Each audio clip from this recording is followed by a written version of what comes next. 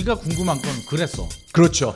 그래서 내가 지금 집을 사라는 거야, 말라는 거야, 그렇죠. 기다려라는 거야. 네. 그게 궁금합니다. 네. 야, 이번 기회 놓치면 나 어떻게 해? 그렇지. 이번에는 내가 사야 돼. 제가 분명히 말씀드리는 건 추세 상승. 5년 정도 올라가는 추세 상승은 물론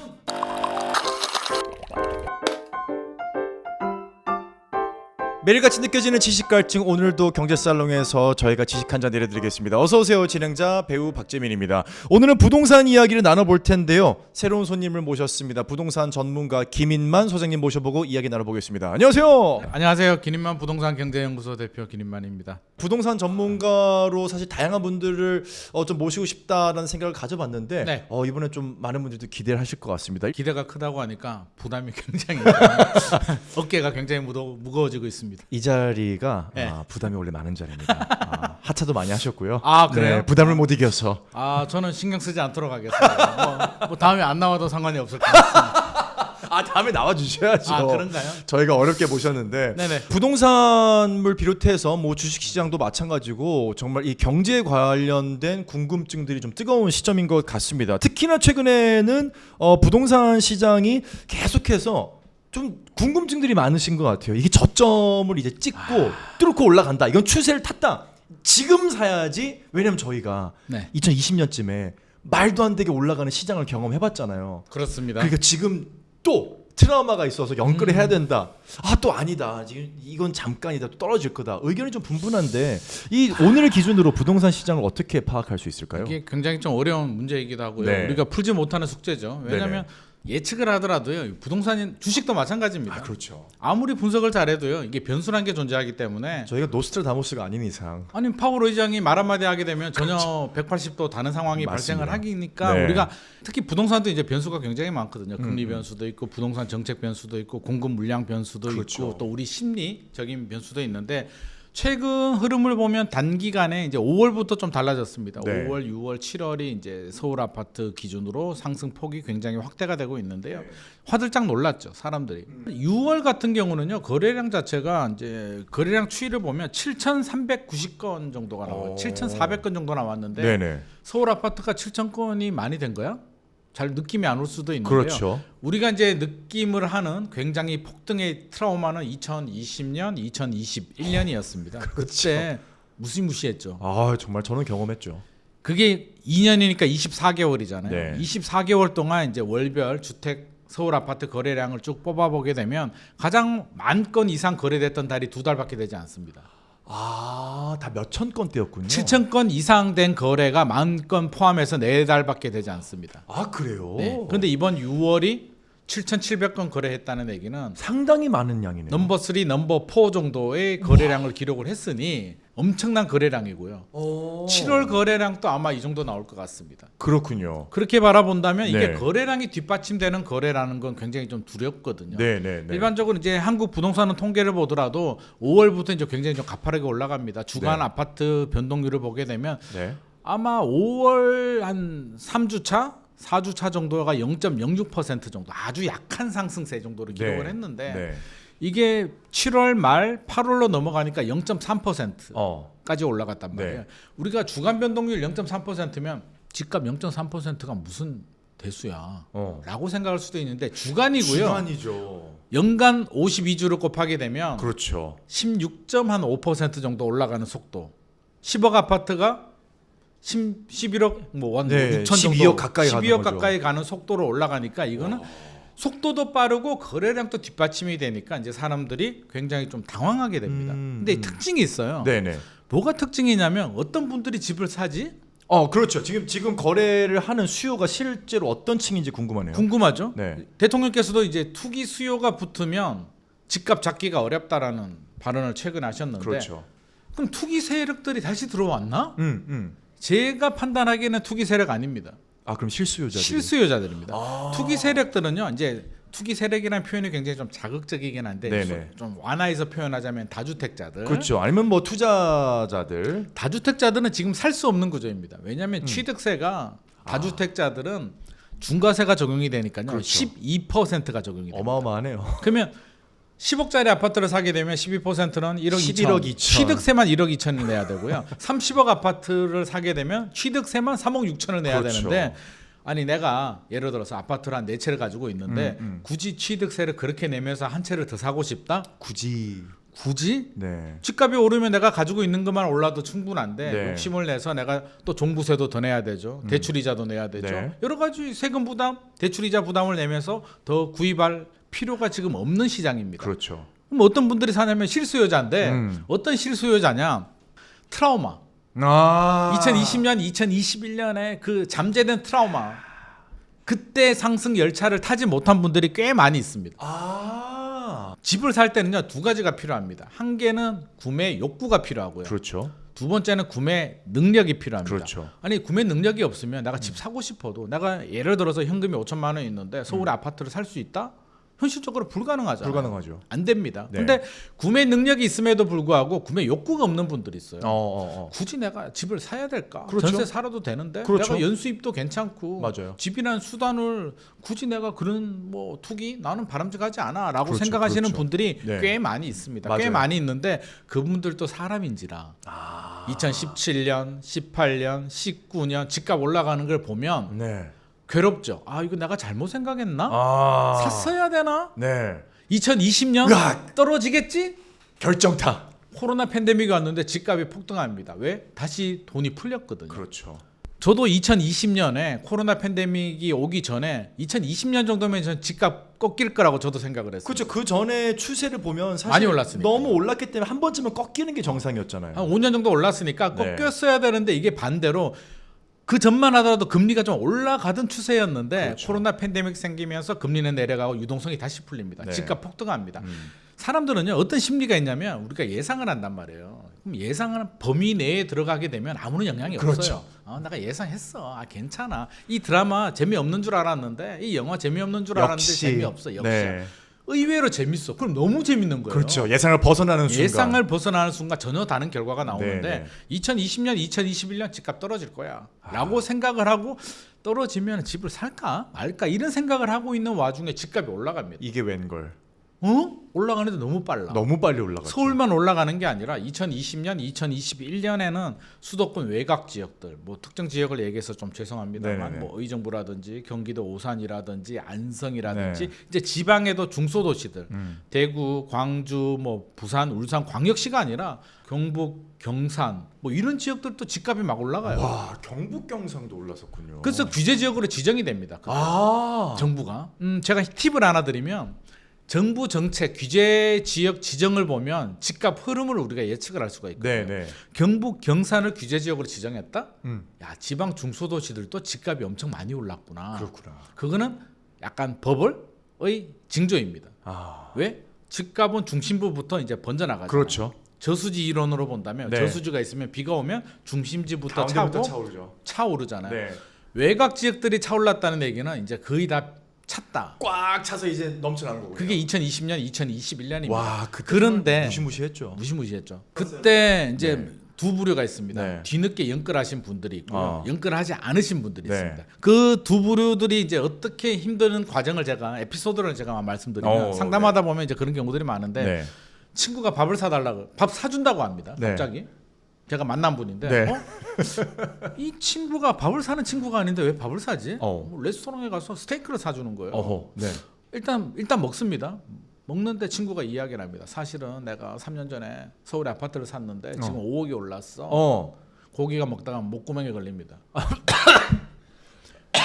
근데 얼굴은 웃어야 됩니다. 나도 걸리는데. 일단 얼굴은 웃어야 돼. 친구가 돈을 벌었다는데 웃어줘야 되는데 웃어줘야죠. 기뻐해야죠. 고기는 목에 걸려서 안 넘어가요. 네. 또 맛있게 먹어줘야 돼. 이제 집에 가는 길이 기분이 이제 어떻겠습니까? 찝찝하죠.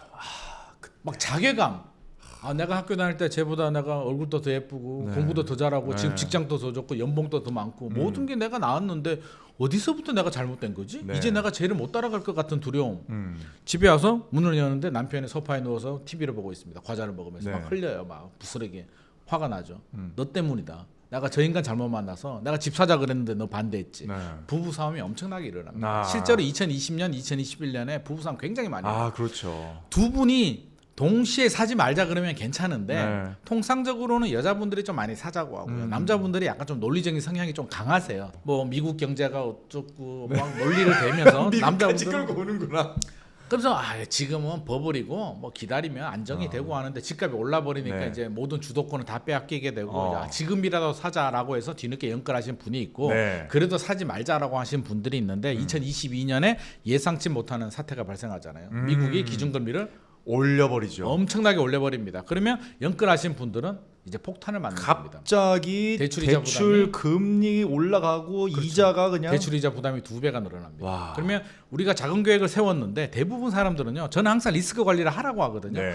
리스크 관리가 뭐냐면 내가 자금 계획을 세우잖아요. 대출이자 얼마에 내 수입이 얼마에 수입이 달라지진 않아요. 네. 어지간하면 대출은요. 갑자기 이렇게 2배 이상 올라갈 수도 있습니다. 음. 그러면 대출 금리가 대출 이자 부담이 원리금 상환 부담이 2배 정도 늘어나도 내가 3년 정도는 버틸 수 있는 여력이 있는 게 리스크 관리입니다. 네. 근데 통상적으로 우리가 집을 살 때 그렇게 리스크 관리하지 않습니다. 엑셀표로 계산해서 딱 저스트하게 계산하거든요. 2022년에 모든 계산이 틀려버리게 됩니다. 그런 분들이 또 무리해서 다시 팝니다. 손해보고. 네, 그렇죠. 그래서 1년 내에 2년 내에 단기 매매가 그때 또 급증하게 됩니다. 급증하죠. 손절매를 했다는 얘기죠. 네. 다행히 안 사시는 분들은 안도의 한숨. 내가 샀으면 어떡할 뻔했어. 큰일 날 뻔했지. 큰일 날 뻔했어. 네. 2022년, 2023년 안도의 한숨을 쉬는데 네. 올해부터 달라지죠. 4월부터 꿈틀꿈틀 대더니 5월부터 집값이 올라갑니다. 이분들이 지금 멘탈이 기억이 막 올라오는 거지. 그 이불킥했던 그때 그 기억이. 큰일 났다. 네. 야 이번 기회 놓치면 나 어떡해. 그치. 이번에는 내가 사야 돼. 그런 분들이 지금 상승을 주도하고 있습니다. 아하. 이 거래량의 주로 하시는 분들이 이제 그렇게 기다렸던 트라우마가 있던 분들이 네. 지금 적극적으로 움직이고 있는 현재 부동산은 이제 그런 상황이고요. 좀 네네. 분류를 해본다면 서울이 중심으로 올라가고 있고요. 서울 신축 아파트입니다. 최근 신조 중에 우리가 이제 겨울에 아이스 아메리카노 좋아하잖아요. 네네. 얼주가라고 합니다. 얼주가죠. 얼주가. 네. 얼주가시잖아요. 네. 저는 뜨합니다. 뜨아예요? 저는 얼음 가깝지 않습니다. 저는. 그렇습니까? 네네. 얼주가라고 하는데 요즘 신조어가 뭐냐면 얼죽신입니다. 얼죽신. 얼어 죽어도 신축 아파트. 트렌드가 바뀌었어요. 몇 년 전만 하더라도 구축 아파트가 인기였습니다. 인기였죠. 왜 재건축 재개발이 되니까. 그러면 어차피 연한이 되고 또 이제 뭐 몇 년 전까지만 해도 뭐 신통이라든지 뭐 이런 것들 때문에 뭔가 와 이게 구축 아파트구나 이제 바뀌었습니다. 바뀌었군요. 신축으로. 왜 그렇게 됐을까? 왜 건축비가 그럴까요? 천정부지 올라가니까요. 맞아. 야 이거 공사비를 내고 재건축이 될까? 되더라도 이 돈을 내가 감당할 수 있어? 차라리 그냥 다 지어진 신축 아파트 사자라고 해서 신축 아파트가 최근에 굉장히 강세를 보이고 있고 그러니까 서울의 신축 아파트들 또 서울 주변에 과천시나 성남시나 뭐 하남시나 광명시나 수원시나 이런 쪽 신축 아파트들이 네. 굉장히 좀 활기를 띠고 있는 반면에 지방은 여전히 어렵습니다. 수도권과 지방의 양극화는 지금 굉장히 많이 벌어지고 심해지고 있죠. 아파트와 비아파트도 굉장히 좀 차별화되고 있습니다. 우리가 지금 이야기하고 있는 건 아파트 시장입니다. 아파트죠. 빌라가 아닙니다, 여러분들. 네, 서울 수도권 지역의 아파트고요. 빌라 시장은 여전히 굉장히 어렵습니다. 그래서 지금 여러 가지 양극화가 막 진행되고 네. 있는 혼재되어 있는 상황이라고 지금 좀 보시면 될 것 같습니다. 네. 사실 이 자리에 저희가 이제 부동산 전문가로 이광수 대표님도 자주 오시는데 이광수 네네. 대표님 하시는 말씀이 비슷하거든요. 지금 상승장은 실소유자들 중심으로 끌어올려지고 있는 맞습니다. 거고 하반기에 가면 이 상승장은 좀 꺾일 만한 모멘텀이다라고 말씀을 해주셨거든요. 소장님은 이 해석은 어떻게 보시나요? 개인적으로 굉장히 좀 친하고요. 이광수 대표님하고 네네네. 친한데 이제 공감하는 부분이 있고 좀 다른 네네네. 인사이트도 가지고 있는 부분이 있는데 이제 중요한 거는 지금까지 현상은 제가 말씀드렸고요. 우리가 궁금한 건 그렇죠. 그래서 내가 지금 집을 사라는 거야, 말라는 거야, 그렇죠. 기다려라는 거야. 네. 그게 궁금합니다. 네. 우리가 정확히 이제 예측은 변수가 있기 때문에 변수를 제외하고 일단 변수를 좀 빼보죠. 그렇죠. 변수라고 한다면 금리와 정책적인 변수가 있습니다. 네. 두 개를 살짝 한번 빼보죠. 빼고 나면 일단 흐름 자체는 이게 부동산은 주식하고 달라가지고요. 기본적으로 흐름이 한번 결정이 되면 최소 6개월에서 1년 정도는 흘러가는 네, 성향이 있습니다. 맞습니다. 그렇다면 적어도 추석까지는 지금 분위기가 흘러갈 가능성이 높고요. 추석이나 또 브레이크가 없다면 올해 말까지는 갈 가능성이 높습니다. 네. 근데 내년까지 가느냐 안 가느냐는 또 정책이 어떤 브레이크를 잡아주지 못한다. 네. 또 금리가 또 예상 밖에 다른 상황이 발생하게 되면 내년까지도 상승세가 이어질 수도 있는데 제가 분명히 말씀드리는 건 추세 상승. 5년 정도 올라가는 추세 상승은 좀 쉽지 않겠다. 제가 예를 좀 들면 전기 자동차 요즘 많이 타시잖아요. 뭐 네네. 테슬라라든지 국내 자동차들도 많은데 전기 자동차 충전해야 되잖아요. 네. 충분히 충전을 해야만 목표된 거리까지 도달할 수 있는 부분인데 그렇죠. 충전이 다 되지 않았는데 빼버리고 내가 급하다고 출발하게 되면 중간에 멈추게 되겠죠. 그렇죠. 부동산도 마찬가지입니다. 어. 집값도 아무리 불안하다고 해서 구매 욕구가 있다고 해서 천정부지 올라가지 않거든요. 우리 구매 능력을 따져야 되는데 우리 소득이 최근에 가파르게 늘어나나요?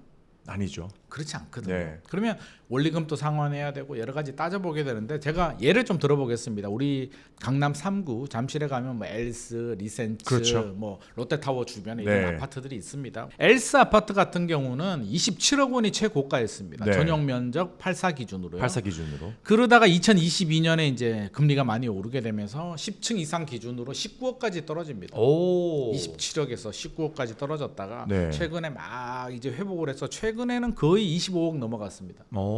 거의 회복을 했군요. 거의 전고점 회복했습니다. 네. 그러면 여기서 추세 상승이다. 5년 정도 올라가면 2배 정도 올라갑니다. 네. 그러면 2030년 정도 되겠죠?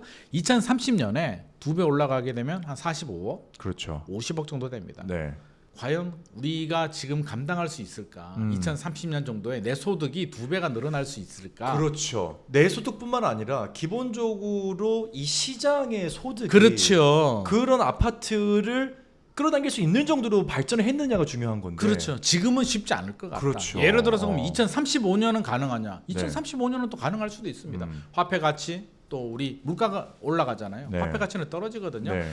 10억 원 정도를 이제 배우시니까 이제 돈이 좀 있다. 그러면 출연료를 많이 받았어요. 예를 들어서 이거 어떡하지? 현금으로 받았어. 네. 예를 들어 그럼 금고에 넣어뒀어요. 네. 10억 원을 어. 깜빡한 거야. 일이 너무 많아가지고. 깜빡했어 이거를. 아이고 왜 또 그걸 깜빡했어. 근데 10년 후에 생각이 난 거야. 네네네. 내 돈 10억. 뺐습니다. 어. 10억 원 명목 가치는 그대로 있겠죠? 그렇죠. 근데 실질 가치는 떨어져 있죠. 7억 4천만 원 정도로 떨어집니다. 많이 떨어져 인플레이션 3% 정도 그렇죠. 보면 거의 반대로 해서 가면 실물 자산은 올라가거든요. 올라갑니다. 그래서 네. 10억 원 아파트가 20억으로 올라갔다 2배가 오르면 실질적으로 10억을 번 게 아니고요. 네. 우리가 인플레이션 방어한 거 빼버리고 금융 비용 빼버리면 실질적으로 한 5억 정도가 네. 실질적인 나의 수익이고요. 나머지는 사실은 그렇지 않습니다. 인플레이션 그렇죠. 방어를 한 부분이기 때문에 그런 점을 감안해 본다면 한 2035년 정도는 뭐 가능성이 있는데 지금부터 계속 올라서 2030년에 그렇게 도달하기는 현실적으로 저는 좀 어렵지 않나. 충전 시간이 좀 부족하다라는 네. 지적을 좀 하고 싶습니다. 그래서 장기적으로 우상향하는데 지금부터 달려서 계속 달리기에는 앞서서 말했듯이 실수요자들이 움직이고 있단 말이에요. 네네. 이 실수요자들이 5년 정도 계속 구매를 창출할 수 있느냐 그 부분에 대해서는 저는 좀 쉽지 않다. 과거 사례를 보면은요 2011년, 12년, 13년이 서울이 좀 어려웠습니다. 네네. 2013년 기억이 나실 수도 있는데 박근혜 정부 시절에 네. 제발 집 좀 사줘. 맞아요. 1주택자 집을 사면 5년간 양도세 면제 좀 면제해주고. 해줄게. 막 이런 시절이 있었습니다. 대출도 적극적으로 장려를 했었고. 제발 집 좀 사줘. 네. 대출도 풀어주고요. 그때가 바닥입니다. 기본적으로 바닥의 시그널은요. 정부가 이제 규제를 제가 앞서서 정책을 보면 부동산 시장을 이제 읽을 수 있다라고 했는데 네. 작년이죠. 규제 지역을 풀었는데 뭐 둔촌주공, 올림픽파크 포레온이 이제 미계약 네. 사태가 발생하게 되면서 규제를 풀었는데 남겨둔 지역이 있어요. 네, 강남 3구, 용산구. 그렇죠. 남아 있죠. 아직 규제가. 그 지역이 안 풀렸다는 얘기는 그거는 무슨 의미냐면요. 그 지역은 집값이 안 떨어졌다는 얘기예요. 그렇죠. 그렇죠. 안 떨어졌으니까 네. 규제가 안 풀렸고요. 네. 아니 집값이 안 떨어졌는데 지금 다시 리셋되고 다시 상승이 시작이 된다고? 그 현실적으로 이치적으로 맞지 않습니다. 그래서 저는 기본적으로 과거 사례를 본다면 그런 지역들이 강남 우리가 소위 말하는 핵심 지역들이 규제에 풀려야 된다. 규제가 네. 풀린다는 얘기는 집값이 떨어져야 된다. 고점 대비 30% 정도 떨어져야 되고요. 규제가 풀리고 또 대출 규제도 풀어주고 마지막에 안 되면 정부가 마지막으로 꺼낼 수 있는 카드가 양도세 5년간 면제, 네. 양도세 특례라고 하는데 이 카드가 나옵니다. 근데 네. 지금 사실 나온 게 아무것도 없어요. 그렇군요. 그 얘기는 지금이 사실은 우리가 바닥을 찍었다라고 단정 짓기는 현실적으로 좀 어려운 부분이 있습니다. 그래서 저도 마음속에 약간 찝지만 네. 이거 여기서 계속 올라가기는 좀 역부족이야. 물론 그게 추석이나 올해 말 또는 내년까지는 올라갈 수 있어도 5년 정도 올라가기는 좀 부족한 것 아직은 같아요. 모멘텀이 좀 약하다. 좀 더 쉬는 시간이 더 필요하다. 충전 네. 시간이 더 필요하다는 거고요. 최근에 이제 실수요자들이 불안한 거는 단순히 집값이 빨리 올라가서 불안하다? 사실 그건 논리적으로 맞지 않습니다. 그냥 집값이 빨리 올라간다고 우리가 왜 막 불안해야 될까요? 불안할 이유가 있거든요. 이유를 몇 가지 정리를 해보게 되면 첫 번째 공급이 부족하다. 왜냐하면 PF 문제 뭐 많이 들어보셨잖아요. 네네. 2021년까지만 하더라도 사실 건설 회사들이 땅 짓고 헤엄치게 했잖아요. 네네네. 땅 대출 받아서 브릿지론 받아서 그렇죠. 받죠. PF 받아서 선분양하죠. 계약자들 돈 들어오면 짓죠. 모든 게 쉬웠죠. 끝나면 PF 갖고 내 수익 가지고 가고. 그렇죠. 이걸 땅 짓고 헤엄치기인데 네. 우리가 땅 짓고 헤엄치기 해보셨어요? 생각보다 굉장히 힘듭니다. 안 되죠. 땅에서 어떻게 이거 팔 힘이 네. 로키도 아니고 이거 안 네. 된단 말이에요. 근데 물 속에서는 굉장히 쉽거든요. 네네. 물 속에서 땅 짓고 헤엄치기 하는데 2022년에 이제 쓰나미가 온 거죠. 미국에서 그렇죠. 금리 네. 올리면서 그 쓰나미에 대부분 건설사들이 다 빠졌습니다. PF 늪에 지금 빠져 있는 상태니까 맞아요. 아니 벌려놓은 것도 수습이 안 되는데 신규 사업을 할 수 있을까요? 못하죠. 인허가 물량 당연히 줄어듭니다. 네. 그래서 인허가 물량이 줄어드니 시장에서는 야 5년 후에 입주 물량이 부족할 것 같아. 네. 올해도 부족한데 앞으로도 계속 부족할 것 같아. 공급이 부족하면 집값이 올라갈 가능성이 높지 않겠어? 그렇죠. 공급 부족론이 불안 심리를 자극을 합니다. 그게 첫 번째 요인이고요. 두 번째는 전세. 전세 가격이 또 올라가네. 전세 가격은 무이자 대출이에요. 그렇죠. 우리 앵커님이 이제 저한테 돈을 빌려줍니다. 예를 들어서 10억을 빌려줬어요. 원래대로 하면 제가 뭘 줘야 될까요? 이자를 줘야죠. 근데 이자를 안 주고 안 주죠. 내 빈집이 있는데 들어와서 그래, 좀 살아. 그냥 그래. 내가 그 돈은 내가 잘 쓰고 있을게. 나갈 때 돌려줄게. 나중에 줄게. 어. 그거죠. 근데 하지만 나갈 때 내가 받은 금액 그대로 줄 거야. 그렇죠. 그렇죠. 그러니까 무이자 대출을 받는 네, 겁니다. 네. 집주인 입장에서 무이자 대출을 받는데 전세금이 올라가게 되면 무이자 대출 한도가 늘어나는 겁니다. 그렇죠. 그럼 집값을 밀어올리는 효과가 나오죠. 네. 갭 투자하기 좋은 환경이 만들어집니다. 그리고 집값이 잘 안 떨어지는 효과도 있습니다. 최근에 전세 가격이 또 올라가네. 아, 그렇죠. 또 환경이 좋아지죠. 네. 그리고 건축비가 올라갑니다. 분양가도 올라가죠. 음. 야 이거 분양가가 올라가는데 집값이 떨어질까? 네. 안 떨어질 것 같은 거예요. 그렇죠. 거기에 신생아 특례 대출이 또 나오네. 출산율이 줄어든다니까 정부가 또 풀어가지고 네. 돈을 또 풀어줘. 이 와중에 음. 풀어서 출산하는 사람들은 저리 대출을 더 받을 수 있게 해줍니다. 네, 네. 모든 환경이 딱딱딱딱 맞아 떨어지는 거예요. 그러면서 사야겠다. 이거 집값 안 떨어질 것 이건 같아. 무조건 올라가는 신호다. 네. 앞으로도 올라갈 거야. 이게 올해만 공급이 부족하고 내년부터 공급이 안 부족하면 걱정하지 않잖아요. 근데 공급이 또 문제가 있잖아요. 그러니까 이 공급도 5년까지도 부족할 것 같거든. 그러니까 사람들이 이제 불안 심리가 작동이 돼서 네. 지금 어떻게 보면 굉장히 불안한 상태예요. 물론 집을 필요한 사람들은 사도 됩니다. 저는 그런 스탠스를 가지고 있는데 실수요자들 있잖아요. 저는 다주택자들은 걱정하지 않습니다. 알아서 해. 그냥 네, 우리가 네, 왜 네. 다주택자 걱정을 하고 있어? 그러면 1주택자와 무주택자들이 이제 우리가 고민해야 될 대상인데 네.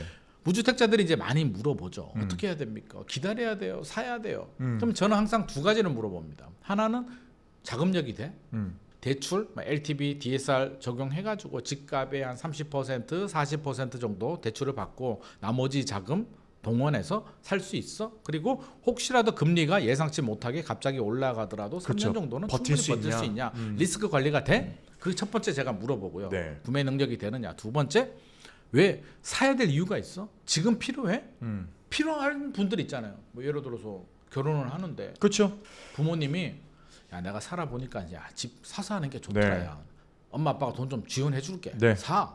그럼 사야 될까요? 안 사야 될까요? 사야죠. 아니 돈을 지원해 준다는데 그렇죠. 제가 경제 살롱 들어보니까요. 아버지 3년 있다가 사는 게 유리할 것 같아요. 3년 있다 돈 주세요. 그러니까 안 되죠. 3년 있다 아버지가 돈 준다는 보장이 나가! 있습니다. 사실은 준다고 할 때 받아 임마. 그렇죠. 그러니까 3년 후 돼서 집 살려고 아버지 이제 때가 됐습니다. 네. 제가 집 사야 되니까 돈이 약속하신 없을 수도 돈을 있죠. 미안하다. 네 동생이 먼저 썼다. 썼다. 이런 일이 발생하기 때문에 그렇죠. 기회가 될 때는 사야 됩니다. 네. 전뭐 전세가 끝나는 분들도 있을 거고. 그렇죠. 여러 가지 사례들이 있을 수도 있습니다. 지금 이제 실수요자들이 어쨌거나 꼭 사야 되는 분들이 있다는 뭐 자녀 거죠. 교육 문제가 그렇죠. 있을 수도 있고요. 네. 부모님 봉양이 있을 수도 있고 네. 아니면 내가 계획을 했고 뭐 여러 그렇죠. 가지 상황이 있을 수도 네. 있습니다. 그러면 필요하고 자금 되시는 분들 저는 사라고 합니다. 음. 가끔 떨어질 때 집 사자라고 하시는 분들이 좀 계시는데요. 네. 저는 그게 이론적으로는 맞죠. 음. 근데 현실적으로는 굉장히 어렵습니다. 아 그렇죠. 저는 주변에 떨어졌을 때 집 사는 사람 본 적이 없습니다.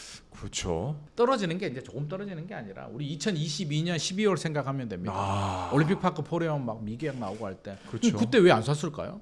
무섭거든요. 그렇죠. 더 떨어질까 봐. 그거는 원칙에 어긋납니다. 네. 떨어지는 칼날은 원래 잡는 게 아니에요. 그렇죠. 칼날이 땅에 떨어지는 거 보고 그냥 죽는 겁니다. 네. 그래서 떨어지는 칼날 잡으면 피나요. 아. 그러니까 투자도 떨어질 때는 사실은 굉장한 용기와 결단력이 필요합니다. 네. 근데 네. 지금까지 집을 안 산 분들이 음.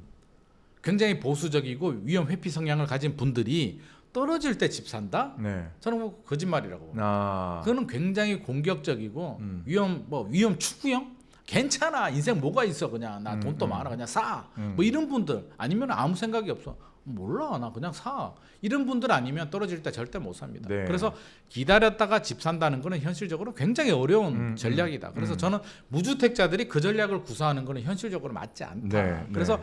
필요하고 자금 되면 사고, 준비가 안 된 분들 있잖아요. 네네. 근데 어떡하지? 지금 대출을 왕창 받아서 아니면 신용 대출도 받고 부모님한테 빌려가 최대한 당겨서 지금 사야 돼. 그런 분들은 저는 말립니다. 지금 추세 상승도 아니고요. 네. 또 어떤 변수들이 생길지도 모르기 때문에 그런 분들은 좀 더 준비하셔라. 반드시 드리고 싶은 말씀은 기회는 언제든지 온다. 네. 그러니까 지금 아니면 안 된다라는 불안한 마음은 저는 좀 버리셔도 좋겠다. 준비되고 필요한 분들 위주로만 움직이는 게 좋은 것 같고요. 지금 시장 상황을 좀 더 냉정하게 좀 볼 필요는 있지 않나 싶습니다. 네.